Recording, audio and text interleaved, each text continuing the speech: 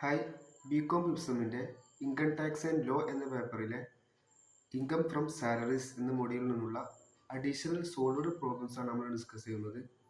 അതിലെ pension and commuted pension എന്ന ഭാഗത്തുള്ള ക്വസ്റ്റ്യൻസ് ആണ് ഡിസ്കസ് ചെയ്യുന്നത്. അപ്പോൾ നമ്മൾ ക്വസ്റ്റ്യനിലേക്ക് വന്നാൽ, mister Sagar who retired on 1/10/2023 is receiving ₹5,000 per month as pension. On 1/2/2024, he commuted 60% of his pension and received 3 lakh as commuted pension. You are required to commute his taxable pension assuming A. He is a government employee. B. He is a private sector employee and received gratuity of 5 lakh at the time of retirement. C. He is a private sector employee and did not receive any gratuity at the time of retirement. അപ്പോൾ ക്വസ്റ്റ്യനിൽ പറയണത് എന്താ വെച്ചാൽ, സാഗർ എന്ന വ്യക്തി 1/10/2023 എന്ന ദിവസം ഒരു കമ്പനിയിൽ നിന്ന് റിട്ടയർഡ് ആവുകയാണ്. അപ്പോൾ അദ്ദേഹം 5,000 രൂപ റിട്ടയർഡ് ചെയ്തതിന് ശേഷം പെൻഷനായിട്ട് പെർ മന്ത് കിട്ടുന്നുണ്ട്. അദ്ദേഹം 1/2/2024 അദ്ദേഹത്തിൻ്റെ 60% ഓഫ് പെൻഷന് അദ്ദേഹം എന്ത് ചെയ്യുന്നു, കമ്മ്യൂട്ട് ചെയ്യുന്നു വെച്ചാൽ ലംസമായിട്ട് റിസീവ് ചെയ്യുന്നു. ആ 60% എന്ന് പറയുന്നത് 3 lakh rupees ആണ്. അങ്ങനെയാണെങ്കിൽ അദ്ദേഹത്തിൻ്റെ ടാക്സബിൾ പെൻഷൻ എത്രയെന്നാണ് അസ്യൂം ചെയ്യാനാണ് പറയുന്നത്. ഇത് ഈ ക്വസ്റ്റ്യനിൽ 3 കാറ്റഗറി ആൾക്കാരെ തരംതിരിച്ചിട്ടുണ്ട്. അദ്ദേഹം ഒരു ഗവൺമെൻറ് എംപ്ലോയി ആണെങ്കിൽ അദ്ദേഹത്തിൻ്റെ ടാക്സബിൾ പെൻഷൻ എന്തായിരിക്കും, അതുപോലെ തന്നെ അദ്ദേഹം ഒരു പ്രൈവറ്റ് സെക്ടർ എംപ്ലോയി, അതായത് നോൺ ഗവൺമെൻറ് എംപ്ലോയി ആണെങ്കിൽ അദ്ദേഹം ഗ്രാറ്റുറ്റി സ്വീകരിച്ചിട്ടുണ്ടെങ്കിൽ അദ്ദേഹത്തിൻ്റെ ടാക്സബിൾ ഇൻകം എന്തായിരിക്കും. മൂന്നാമത് വരുന്നത്, അദ്ദേഹം ഒരു പ്രൈവറ്റ് സെക്ടർ എംപ്ലോയി ആണ്, അദ്ദേഹം റിട്ടയർമെൻറ്റ് ടൈമിൽ ഗ്രാറ്റുറ്റി സ്വീകരിച്ചിട്ടില്ല. അങ്ങനെയാണെങ്കിൽ അദ്ദേഹത്തിൻ്റെ ടാക്സബിൾ പെൻഷൻ എത്ര ആയിരിക്കും എന്നാണ് ക്വസ്റ്റ്യനിൽ പറയുന്നത്.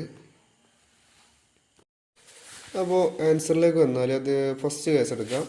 He's A government employee. ഒരു ഗവൺമെൻറ് എംപ്ലോയി ആണെങ്കിൽ അദ്ദേഹത്തിൻ്റെ ടാക്സബിൾ പെൻഷൻ എന്തായിരിക്കും വരിക എന്നുള്ളതാണ് കാൽക്കുലേറ്റ് ചെയ്യുന്നത്. ഫസ്റ്റ് തന്നെ അൺകമ്മ്യൂട്ടഡ് പെൻഷൻ റിസീവ്ഡ് ഒക്ടോബർ മാർച്ച് വരെയുള്ള അദ്ദേഹത്തിൻ്റെ അൺകമ്മ്യൂട്ടഡ് പെൻഷനാണ് അദ്ദേഹം കാൽക്കുലേറ്റ് ചെയ്യുന്നത്. 5,000 into 4 months plus 40% of 5,000 into 2 months 24,000 ആണ് വരുന്നത്. രണ്ടാമത് അദ്ദേഹത്തിൻ്റെ കമ്മ്യൂട്ടഡ് പെൻഷനാണ്. കമ്മ്യൂട്ടഡ് പെൻഷൻ റിസീവ് ചെയ്തത് 3 lakh ആണെന്ന് ക്വസ്റ്റ്യനിൽ പറഞ്ഞു. ഇനി അതിൽ നിന്ന് ലെസ് ചെയ്യണം. അദ്ദേഹത്തിൻ്റെ ടാക്സബിൾ പെൻഷൻ എക്സെംപ്റ്റ് ചെയ്യുന്നത് എത്രയാണെന്നുള്ള ലെസ് ചെയ്യണം. അത് ഗവൺമെൻറ് എംപ്ലോയിൻ്റെ കേസിൽ ഫുള്ളി ഒരു കമ്പ്യൂട്ടഡ് പെൻഷനാണെങ്കിൽ അദ്ദേഹത്തിൻ്റെ എല്ലാ പെൻഷനും എക്സെപ്റ്റ് ടാക്സബിൾ ആയിരിക്കും.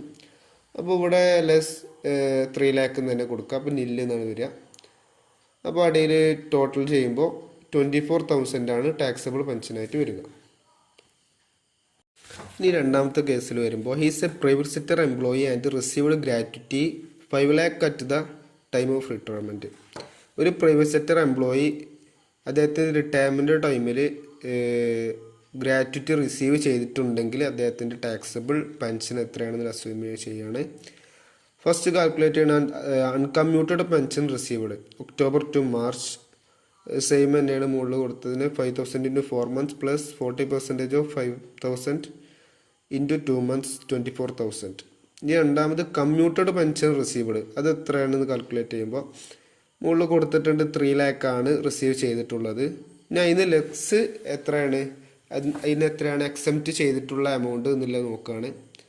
ഇതിൽ വരുമ്പോൾ പ്രൈവറ്റ് സെക്ടർ എംപ്ലോയി ഗ്രാറ്റുറ്റി റിസീവ് ചെയ്തിട്ടുണ്ടെങ്കിൽ അദ്ദേഹത്തിൻ്റെ 1/3 ലംസമായിട്ട് എമൗണ്ട് റിസീവ് ചെയ്യുമ്പോൾ 1/3 ഓഫ് ടോട്ടൽ പെൻഷൻ അദ്ദേഹത്തിന് എക്സെപ്റ്റ് ആയിട്ട് വരും, ടാക്സബിൾ പെൻഷൻ എക്സെപ്റ്റ് ആയിട്ട് വരും.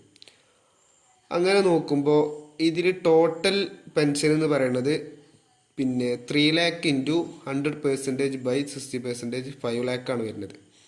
അപ്പോൾ ഇതിൽ ഡയറക്റ്റ് ക്വസ്റ്റ്യനിൽ ചെയ്തിട്ടുണ്ട് 1/3 into 3 lakh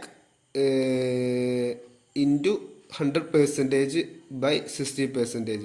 എമൗണ്ട് കിട്ടുന്നത് 1 lakh into 66,667 ആണ്.